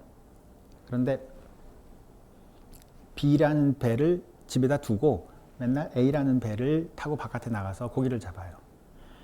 하루, 한 달, 1년쯤 지나니까 A라는 배에 부품 하나가 망가졌습니다. 그래서 A에 있는 배의 부품을 똑같은 배니까 B라는 배의 그 부품을 A의 배에다가 꽂아 넣었어요. 자, 그리고 A라는 배를 계속 사용을 합니다. 또 시간이 지나니까 또 일부가 망가졌어요. 또 B라는 거를 일부를 뜯어다가 A에다가 집어넣었어요.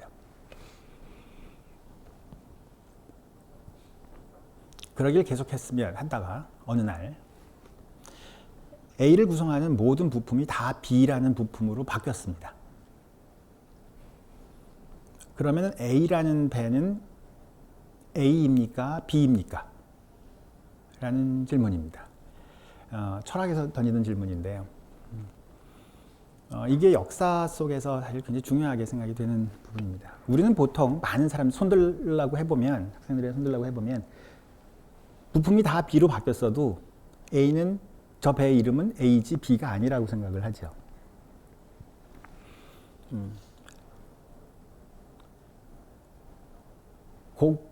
고구려가 어느 나라 역사냐, 발해가 어느 나라 역사냐, 그런 얘기하고 연관이 돼요. 누가 어떻게 기억했느냐의 문제거든요. 물론 그러니까 우리 쪽에서는 지금 고구려가 우리 쪽 역사다라고 얘기를 하는 거는 A가 저 배는 A다라고 얘기를 하는 거고, 뭐 중국 측 일부 연구자들은 발해 집단 구성이 고구려인이 아니라 뭐 말갈족이나 이런 사람들로 돼 있으니까 B라는 부품으로 구성이 되어 있기 때문에 저건 A가 아니라 중국 거다 얘기하는 사람도 있겠습니다만, 자, 좀 얘기가 엉뚱한 대로 흘러가고 있는데요. 이 역사 속에서 무엇을 어떻게 계속 기억하고 있느냐가 굉장히 중요하고 그게 곧 역사이기도 한 거거든요. 바로 이 점을 사마천이 정확하게 지적을 하고 있는 것 같아요. 즉 역사란 기억이고 그 기억이 누군가에서 특정한 사람 아니면 특정한 집단, 특히 권위를 갖고 있는 사람에 의해서 일방적으로 결정이 되고 또 그것이 전송되는 과정에 대한 문제를 보고 있습니다. 자, 나머지 시간은요. 이제 제가 백이열전을 여러분들에게 소개를 하면서 백이열전 속 아주 짤막한 그 글 속에 사마천이 어떤 고민을 담았는지, 역사를 어떻게 쓰겠다고 한 건지가 드러나 있다고 얘기를 했습니다. 사마천은 목소리가 아주 깊게 배어 있다고 얘기를 했는데요.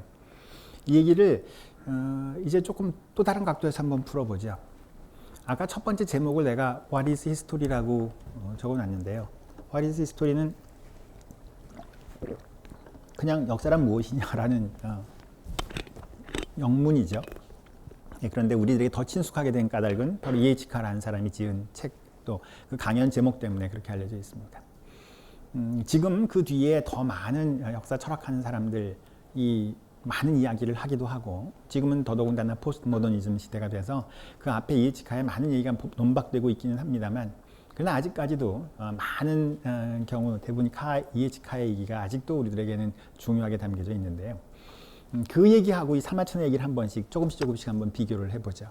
그래야 조금 더 이해하기가 쉬울 것 같아서 이렇게 해봤습니다. 역사의 제1단계는 뭐냐면 과거의 사실로부터 역사적 사실을 선택하는 거죠. 지나간 과거가 다 역사가 아니죠. 예, 잘 알다시피. 그 중에 어떤 것은 그냥 없어지고 어떤 것은 그 중에 역사적 사실로 바뀝니다. 가가 그랬죠. 역사가 그 사실을 주목하고 언급해야만 과거의 사실이 역사적 사실로 전환한다. 똑같은 생각을 2000년 전에 사마천이 명확하게 하고 있습니다. 아까 뭐라고 그랬냐면 백예와 안해라는 사람은 결국 기린의 꼬리에 붙어서 유명해졌다. 기린이라는 거는 공자를 얘기하는 거거든요. 누가 어떻게 선택하느냐에서 따르다. 이런 얘기를 하는 겁니다. 그래서 아까 네 번째 단락 마지막에 공자가 그렇게 했듯이 공자에게 잊혀졌던 그 사람들을 내가 다시 기억을 하겠다. 내가 과거에 잊혀졌던 과거의 사실에서 다시 역사적 사실을 만들어내겠다라고 얘기를 합니다. 두 번째 역사학자가 해야 할 일 중에 하나는 사료의 진위 문제를 다루는 것입니다. 이에치카가 사료란 과거에 뭐 랑케나 그 이전에 조금 고전적이고 좀 고루한 그런 역사적 방법이 아니라 이런 얘기를 했었어요. 사료란 그것을 작성한 사람들이 생각한 것, 그걸 사료에 나와 있는 걸 사실 그대로 믿는 건 바보다. 그것이 작성한 사람들이 생각하고, 작성한 사람들이 일어났다고 생각한 거, 작성한 사람들이 일어나야만 했다고 생각하거나 작성한 사람들이 일어나리라고 생각했던 것을 말해줄 뿐이다. 우리가 보고 있는 사료는 바로 누가 이 사료를 작성하고 있는지를 철저히 분석하지 않으면 그러면 그 사료의 정확한 의미를 알아낼 수 없었다라고 얘기를 합니다. 아까 백의열전에서 이미 이 얘기가 다 언급이 된 셈이에요. 사료란 즉 우리들이 알고 있는 육경이라고 하는 것, 그거는 그것을 작성한 사람들이 생각한 것, 공자님 그리고 공자님을 비롯한 그 주변에 있는 사람들, 지배자들, 이런 사람들에 의해서 그런 사람들이 옳다고 생각하고 일어났다고 생각한 것들을 적어놓은 것이다. 그래서 많은 사람들이 다 그걸 진짜인 줄 알고 다 믿고 있고, 요임금, 순임금 얘기 나오거나 뭐 백의 얘기 나오거나 다 공자님 얘기대로 믿고 있지만 그거는 그 사람들의 얘기다. 그렇지 않은 사람들이 생각한 것을 찾아내야 한다라는 겁니다. 그래서 이제 전해 들은 이야기, 보고 들은 이야기, 이미 파묻혀 버렸던 이야기들을 본인이 발굴하고자 했던 이야기는 결국 카와 동일하게 역사란 무엇인가, 역사 속의 사료란 무엇인가를 열심히 고민한 결과라고 볼 수 있습니다. 그래서 이 사마천은 사료를 발굴하기 위해서 정말 많은 애를 쓰죠. 사마천이 대단한 사람이라고 하는 것은 이렇게 깊은 고민을 했던, 역사란 무엇일까? 역사를 어떻게 우리가 이해할까라고 하는 생각만 하는 사람이 아니에요. 사실 E.H. 카라고 하는 사람은 아주 훌륭한 강연을 얘기했고 또 그 안에 담겨져 있는 아주 명확한 이야기들이 한 시대를 풍미를 했고, 특히 뭐 대한민국 같은 경우에는 뭐 70년대부터 시작해서 90년대, 2000년대까지 뭐 역사학 하는 사람뿐만이 아니라 소위 인문학을 하거나 사회학 하는 사람들 모두 다 이 E.H.카 영향에서 벗어나고 할 수 없을 정도로 그만큼 유명한 사람이었지만, 사실은 카라는 사람은 저렇게 여기 역사란 무엇인가만 생각을 했지, 역사란 무엇인가라고 생각했던 자기의 생각을 직접 자기 힘으로 조사를 해서 수집을 해서 고증을 해서 그것을 역사서로 만들진 않았어요. 그냥 생각만 한 거죠. 근데 사마천은 바로 그런 동일한 생각을 했던 사람이 실제로 거의 불가능에 가깝다고 생각이 들 정도로 엄청나게 많은 사료를 모으고 그 사료를 고증을 하고 그 사료를 다시 엮어서 거대한 역사책을 만들어낸 사람이라는 점에서 사실은 카하고 다른 거죠. 사마천은 이 사람의 직책이 태사공이라는 사람인데, 태사공의 역할 중에 하나는 자기가 해야 할 일도 있지만 뭐 쉽게 얘기하면 당시에 왕실 도서관을 마음대로 출입하면서 그 안에 있는 모든 자료를 다 자기가 얻을 수 있었던 겁니다. 그래서 그 안에 있는 어마어마한 자료들을 직접 다 친견하고 다 수집을 했던 사람이죠.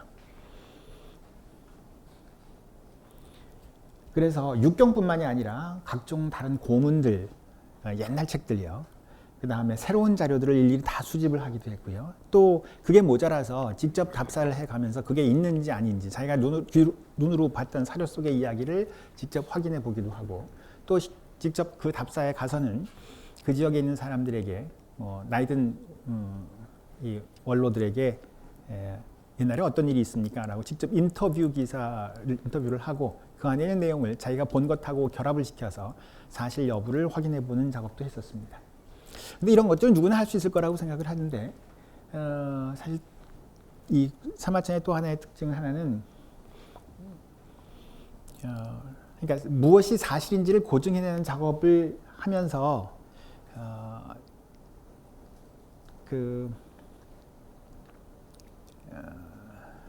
대단히 아주 융통성 있는 그런 하여튼 고증 작업을 했다는 겁니다. 예를 들어서 지금 우리가 다 역사학자들이요, 논문을 쓰거나 이렇게 하면은 내가 맞다고 생각을 해요. 맞다고 생각하니까 어떤 결론을 내서 논문을 내지만 실은 조금 있으면 또 다른 사람에서 논박을 당하고 사실은 확실치 않은 거거든요. 사마천은 자기가 정말 많은 시간을 들여서 사료를 수집을 하고 그 일일이 다 들여다보고 또 A라는 사료와 B라는 사료 사이에 모순이 있는지 없는지를 확인을 해서 그것을 정리해내려고 합니다. 무엇이 옳은 걸까? 무엇이 틀린 걸까? 하는 것을 고민을 해서 틀린 것은 버리는 것이 원칙입니다. 그렇게 합니다. 근데 하다 보면 잘 모르는 게 있잖아요. 그래서 금방 논박받을 일을 그냥 쓰지는 않아요. 만약에 잘 모르겠다 그러면 모르겠다라고 하는 것을 표현을 하는 거죠. 모르면 빼거나 모르면 확실치 않으면 이게 확실치 않습니다 라고 표현을 해주거나, 그다음 세 번째가 제일 재미있는데요. 아무리 생각해도 이게 옳은지 저게 옳은지 잘 모르는 경우. 두 번째는 두 가지 다 개연성이 있는 경우. 이런 경우 두 가지를 동시에 다 기록하는 방식을 선택했다는 게 이 사마천 사기의 아주 묘미입니다. 어떤 사람들은 사마천이 제대로 고증을 하지 않았기 때문에 그냥 여기다가는 이 소리 저기다는 저 소리 썼다라고 얘기를 하지만 그렇게 보지 않아요. 분명한 부분은 다 제낍니다. 근데 두 가지 서로 다른 이야기를 모두 다 적어 놓음으로써 두 가지 개연성을 독자들로 하여금 다 생각하라고 얘기를 하라는 일종의 명령이죠. 좀 표현을 그럴듯하면 다양한 기억을 서로 마주보게 함으로써 그 두 가지 과거 역사적 사실들끼리 대화를 하라는 뜻으로 나는 받아들입니다. 좀 말이 좀 어렵습니다만 여러분들 잘 알고 있는 게 라쇼몽이라는 영화 있잖아요. 예, 동일한 사건이 발생했지만 그 사건에 대해서 정말 다양한 같은 현장에 있었던 사람들이 다양한 기억을 하고 있습니다. 어떤 것들은 분명히 저 사람은 사기꾼이다, 저 사람은 진짜 자기 어떤 불순한 의도에서 저렇게 얘기를 한다는 것을 확인할 수 있지만, 그러나 어떤 것들은 그 라쇼명의 얘기가 나오듯이 진짜 어떻게 판단을 할 수가 없어요. 한 사람의 기억이 아니라 두 사람, 세 사람, 다섯 사람 얘기를 모아본들 이게 대답이 안 나오는 그런 상황이 생기는 거죠. 이럴 경우 내가 역사가니까 내 마음대로 과거를 지배하지 않는 거예요. 과거를 지배하듯이 이게 맞다, 틀리다라고 얘기를 하지 않고 그 다양한 기억들을 모두 올려서 함께 생각을 해보자 하는 거죠. 그럴 경우 A라는 입장이 왜 그런 기억을 해내고 B라는 입장은 왜 그런 기억을 했는지 하는 것을 알 수 있기 때문인 겁니다. 대표적인 사례, 아주 흥미로운 사례죠. 여러분들이 잘 알고 있는 진시황의 출생과 관련된 부분입니다. 여러분들 뭐 야사로서도 알 수 있어요. 진시황이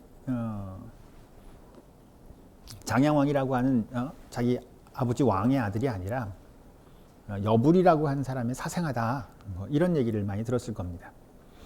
그게 야사가 아니라 사마천이라는 사람이 사기라는 책 속에 적어놓은 이야기예요. 근데 사생아다라고 적은 게 아니라 본기, 즉 진시황의 자기의 이야기가 적혀져 있는 본기, 진시황 본기에는 분명히 장양왕의 아들이다 이렇게 써놓거든요. 또 다른 장소인 여부리 열전이라고 하는 곳에서는 넌즈시 이 진시황이 여부리의 아들일 수도 있어 라고 넌즈시 얘기를 해두는 거죠. 이 부분은 사마천이 진시황이 과연 누구의 아들일까를 몰라서 한 거라기보다는 두 가지 사실을 다 적어 놓음으로써 두 가지 사실이 왜 이렇게 적혀져 있는지 하는 것을 독자들이 생각하라고 그렇게 적어 놓은 거라고 봅니다.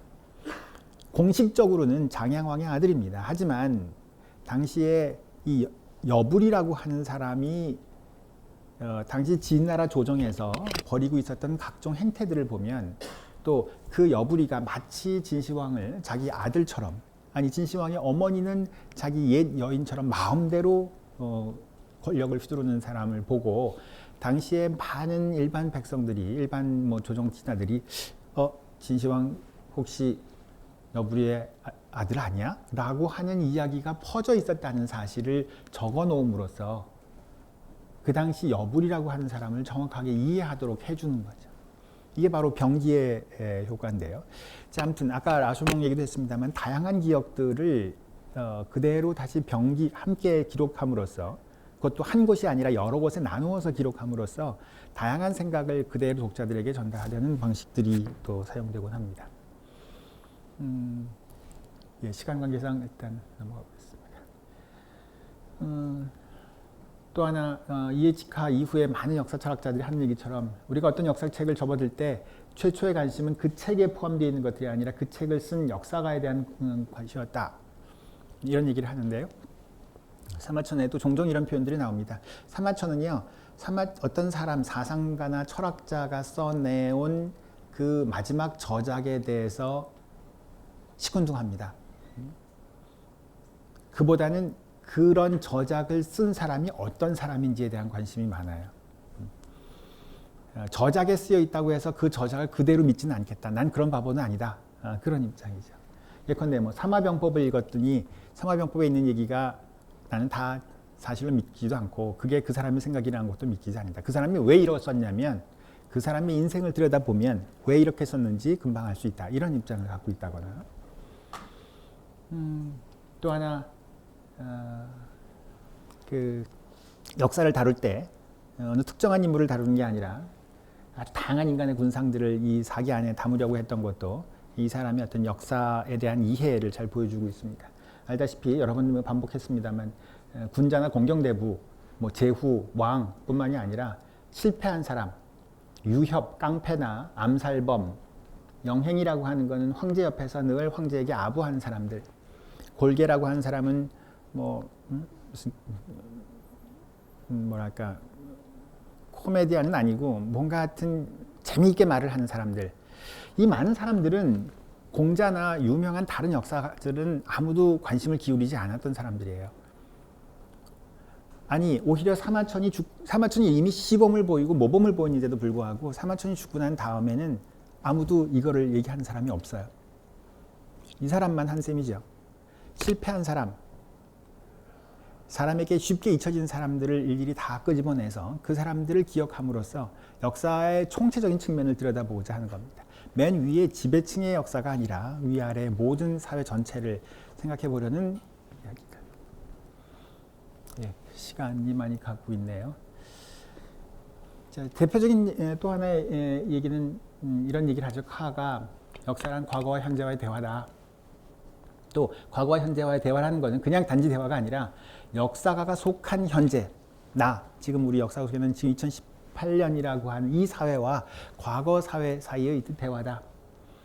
따라서 이건 어떤 대화냐면 먼저 나를 반성하기 위해서 현재가 무엇인가, 내가 속한 이 현재의 사회적 편견이 무엇이고 선입견이 무엇인지를 인지하고 극복하기 위해서 과거를 들여다보고 과거에 있는 내용을 통해서 나 스스로를 바꿔보려고 하는 노력이 바로 역사를 하는 목적이다라고 쓰였었죠. 그렇게 주장을 했었는데요.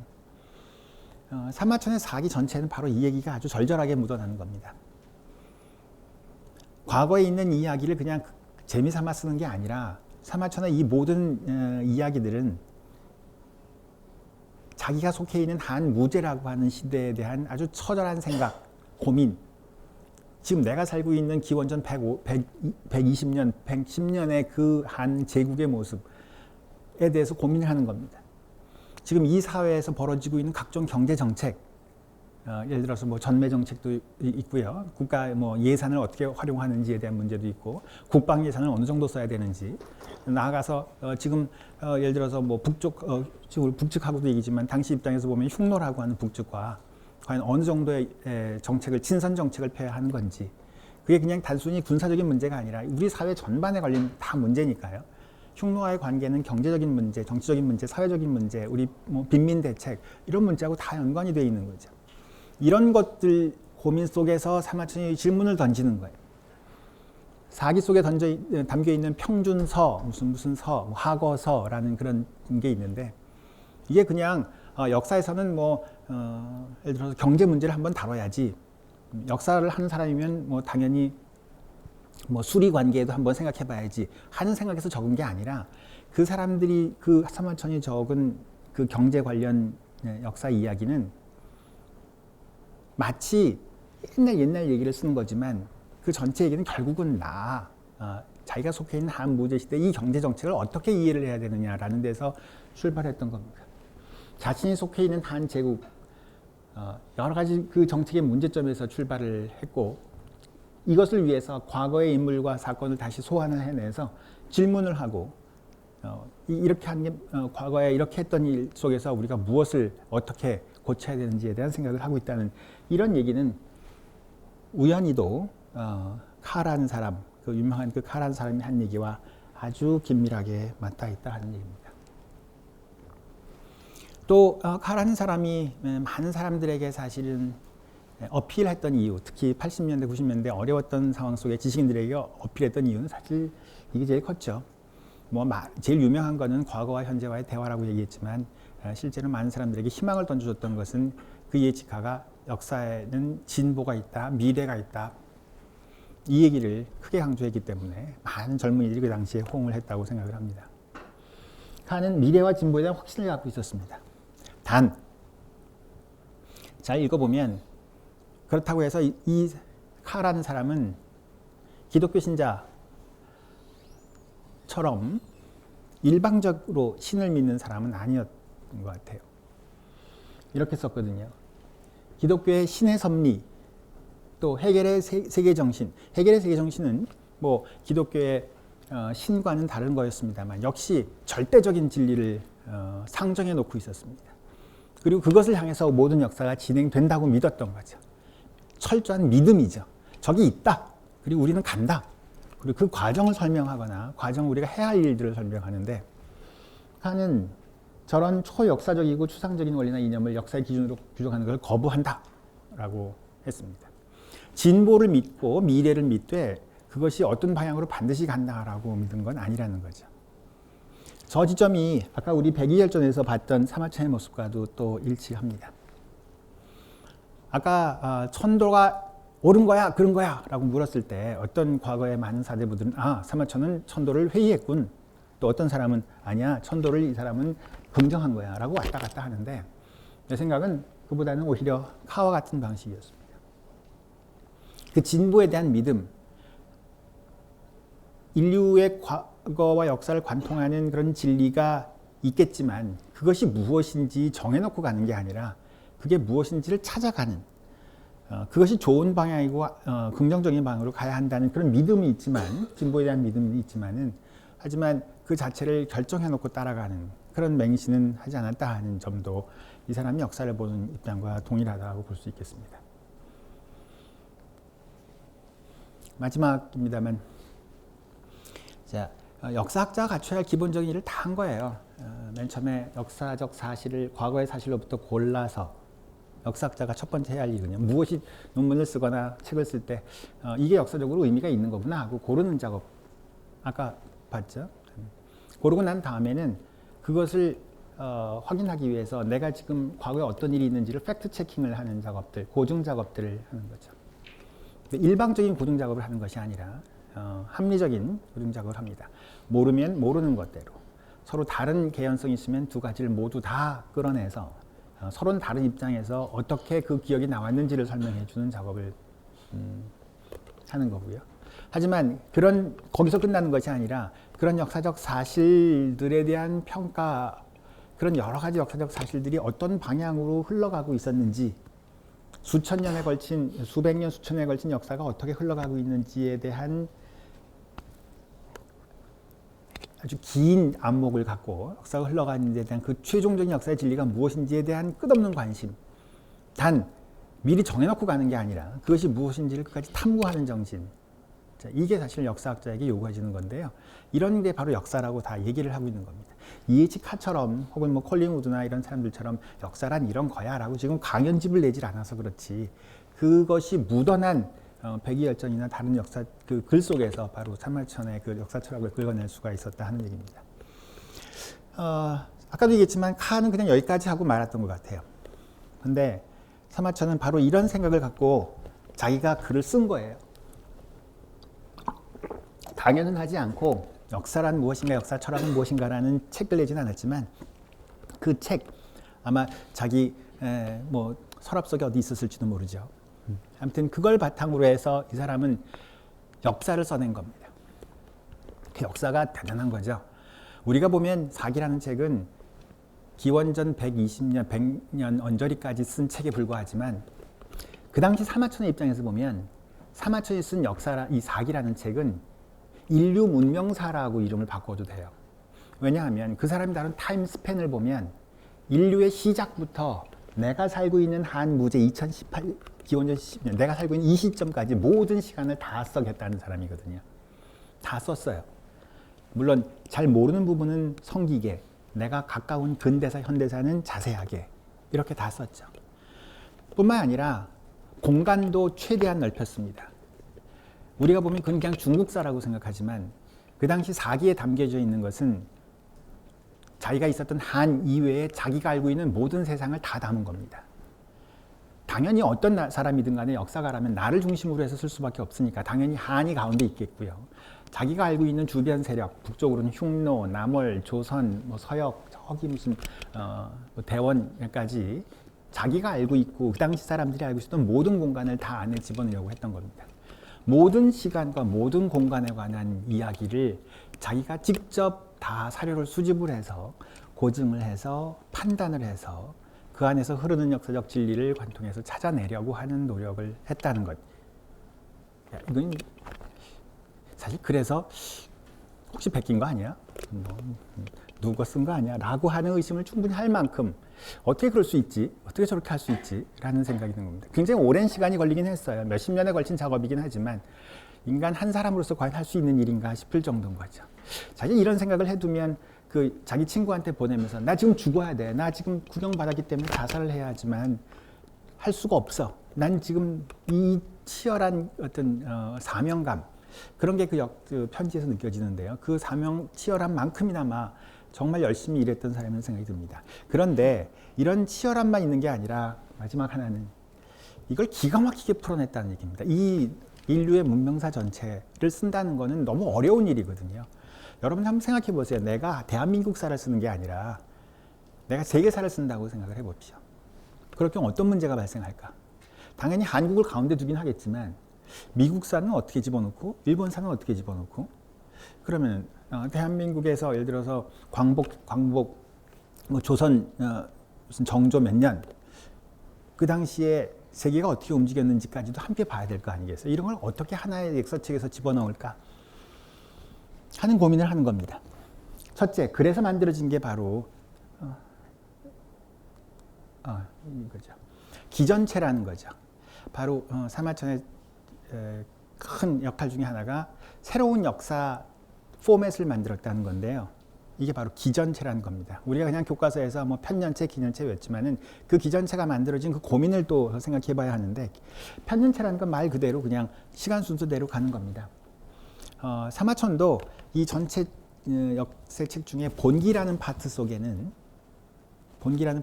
편년체 방식을 씁니다. 즉 시간의 축을 먼저 만들어 놓고 연대기적 편년체를 만들었습니다.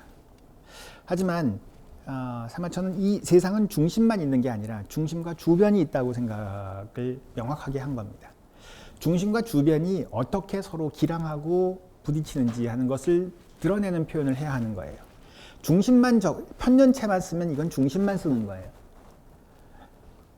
이 양자가 끊임없이 기량하는 장면을 보기 위해서 세가 즉 왕이 가운데 있으면 주변에 있는 주변 공신들, 제후들이 그 사람과 어떤 관계를 맺었는지 하는 걸 봐야겠다는 생각을 해서 세가라고 하는 항목을 만들어 놓고 또 다시 그 밑에 열전이라고 하는 형태를 만들어서 왕과 제후로 구성되지 않고 많은 다양한 인간형들이 함께 그 밑에 분열되고 해체돼 가고 있다는 장면을 들여다보이는 것 같습니다. 다만 이렇게 본기, 세가, 열전만 놓고 보면 해체되는 장면만 보이거든요. 그러니까 흩어진 모습만 보게 돼요. 왕이 있고 제후가 있고 열전이 있습니다. 일반인이 있으면. 근데 이거를 다 함께 풀어 헤치면서도 동시에 묶어서 보기 위해서 만들어낸 게 표하고 서라는 겁니다. 표라는 거는 여러 개가 흩어져 있으니까 아까 얘가 한국의 조선에서 조선 정조가 몇 년일 때 미국에서는 어느 대통령이 뭘 하고 있었는지 하는 것을 한눈에 이렇게 볼 수 있게끔 만들어내는 게 저게 표라는 방식이에요. 저 표라는 방식 별거 아닌 것 같지만 뭐 우리가 지금 이제 엑셀표 같은 건데 그런 것들을 통해서 흩어져 있는 이 본기, 세가, 열전을 통해서 막 많은 사람들이 흩어져 가서 이렇게 표현되고 있는 것들이 어떤 큰 흐름 속에서 흘러가고 있는지를 보여주는 기가 막힌 방식입니다. 또 아까 얘기한 서라고 하는 거는 일종의 전문 역할인데 경제사 이런 거예요. 아니면 뭐 수리사 이런 것처럼 전체를 아우르는 얘기. 왕과 제후와 일반 백성들이 함께 있지만 이 사람들이 함께 어우러져서 만들어지는 경제는 어떻게 움직이는지 하는 통합의 모습을 드러내기 위해서 바로 서라는 걸 만들어주는 거죠. 중심을 만들고 그걸 해체하면서 다시 전체를 한꺼번에 볼 수 있게끔 만들어 놓는 체제가 기전체라고 할 수 있겠습니다. 두 번째는 편년체만 놓고 보면 이거는 그냥 연대기에 불과해요. 연대기라고 하는 거는 사건의 나열입니다. 사건의 나열은 역사가 아니에요. 많은 사람들이 그걸 그냥 역사라고 생각할지 모르겠지만 아까 카도 그렇고 요새 얘기하는 소위 누구죠? 포스트모더니즘 하는 사람들도 사실 기본적인 얘기는 역사란 담론이다, 디스코스다라고 얘기를 하는 거 아니겠습니까? 사실 그 얘기를 이미 정확하게 이해했다고 봐요. 그래서 그 자체로는 역사가 아니다. 연대기가 하나의 이야기로 바꾸는 순간 비로소 역사가 된다는 사실을 정확하게 알고 있었기 때문에 산마천은 그 역사를 이야기로 만들었습니다. 저것도 사마천만 해요. 한서 뭐 뒤에 이제 많은 역사책들 중에 중국에서 많은 역사책들이 나왔습니다만은 뒤에 나오는 역사책들은 사실 이야기가 아니에요. 그렇다고 물론 이제 더 이상 편년체 연대기도 아닙니다만 굉장히 딱딱한 이야기, 딱딱한 어떤 그 마치 전지적 관점에서 얘기를 적어놓은 거지 이것을 하나의 어떤 플롯을 담고 있었던 어떤 이야기로 풀어낸 것은 사실 사마천의 사기가 거의 유일하다고 할 수 있습니다. 사실 그래서 사마천의 사기가 재밌는 거고, 왜냐하면 그게 이야기이기 때문에 누가 듣더라도 마치 아주 재미있는 이야기가 진행이 된다고 생각하기 때문에 사람들이 다시 읽게 되고 그게 고전이 되는 거지만 단순히 재미있는 게 아니라 그렇기 때문에 비로소 역사가 됐다고 생각을 해요. 사기는 바로 이런 이야기, 담론으로서의 역사를 잘 드러내고 있습니다. 그뿐만이 아니라 한 열전 안에서 한 사람을 그려내기 위해서 이야기를 만들어낼 뿐만 아니라 그 사람과 그 옆에 있는 사람 간의 관계, 단지 시간 순서대로 배열하지 않았어요. 사전의 130권을 잘 들여다보면 열전과 열전의 배열 사이에도 기가 막힌 플롯을 담고 있다는 겁니다. 거의 대하 소설을 쓰는 거죠. 단편 소설을 쓰는 게 아니라 단편소설과 단편소설 사이의 어떤 장의 연결관계 이런 것들을 고민했던 사람이라고도 할 수 있을 겁니다. 자, 여태까지 했던 얘기를 정리하면 이런 거였습니다. 과거의 사실 속에서 역사적 사실을 끄집어내서 그것을 어떤 것을 선택해야 하는지 사료를 고증을 하고 또 그 안에서 현재 입장에서 과거에 끊임없이 질문을 던지면서 내가 무엇을 해야 할지를 생각했던 것, 미래를 생각하고 진보를 생각하고 또 어떻게 서술할까. 사실 2, 1, 2, 3, 4, 5 이외에도 더 많은 어떤 역사학을 구성하고 있는 요소들이 있습니다만 가장 중요한 이 이야기들이 바로 사마천 사기 속에 아주 응축돼 있다라고 볼 수 있고 그런 응축된 사실을 다시 실제로 역사서로 풀어낸 것이 사마천의 사기다라는 얘기를 하고 싶습니다. 결론은 다시 맨 앞에 들어가서 사기라는 책은 이야기 모음집도 아니고 사료 더미도 아니고 바로 이렇게 치열한 What is history라고 하는 역사란 무엇인가를 철저히 고민했던 사람이 그것을 실제로 역사서로서 표현해낸 책이다 하는 겁니다. 따라서 만약에 이제 여러분들이 이런 데에 대한 관심을 갖는다면, 사기에 대한 관심을 갖는다면 여러분과 나는 다시 저 사기 속에 저 역사 철학이 어떻게 녹아들었는지를 하나씩 다 찾아내는 작업들이 앞으로도 계속 이어져야 될 것 같다 이런 생각을 하고 있습니다. 여기까지 하겠습니다. 예, 감사합니다.